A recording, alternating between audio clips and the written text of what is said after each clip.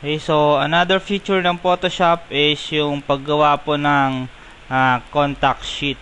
So yung contact sheet po, gagamitin po natin yan pag magpiprint po tayo ng catalog. So yung mga frames po, so napakarami po yun. Kung isa-isa natin gagawan po o ilalagay sa isang A4, matatagalan na tayo. So since sa Photoshop, so meron na po siyang automate tapos contact sheet 2.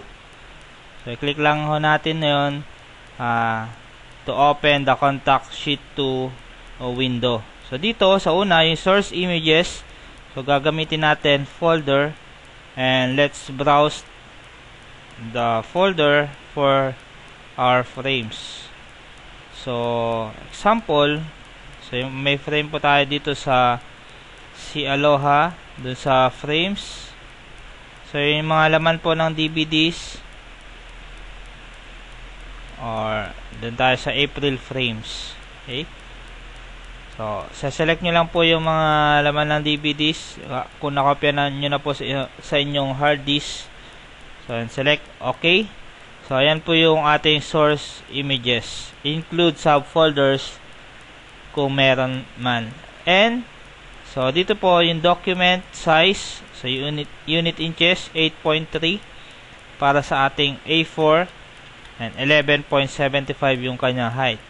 So let's change the resolution kasi pang display lang ho naman. So gawin po natin 100 para makatipid ng konti sa ink. So dito, so flatten all layers, click lang ho natin. Okay, so dito sa thumbnails, so we have 5 by 6, 5 columns by 6. So pwede ho nating liitan itong rows para mas gagawin nating 4, tapos 3 yung column para mas malaki. So ganyan ha.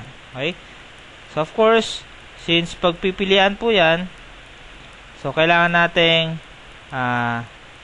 use file name as caption. Okay, so ito po dapat ay naka-check.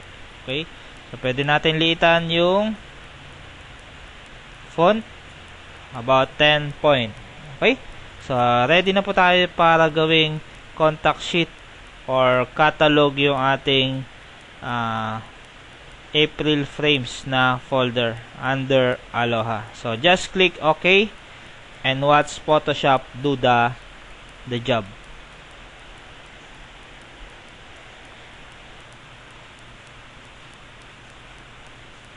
Okay, so dalawang contact sheet yung ginawa ng Photoshop.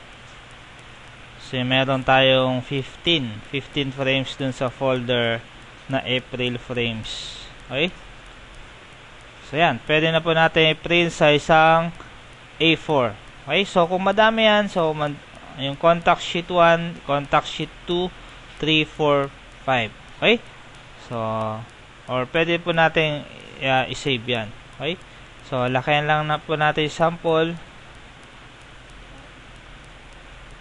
Okay, so may caption po yan. Yan po yung isusulat natin, or yan po yung sasabihin ng customer natin. So pang menu. Okay, halimbawa gusto ko ng frame na April 05. So ganun lang po, no? Okay, so that's it, yung ating contact sheet 2 feature ng Photoshop.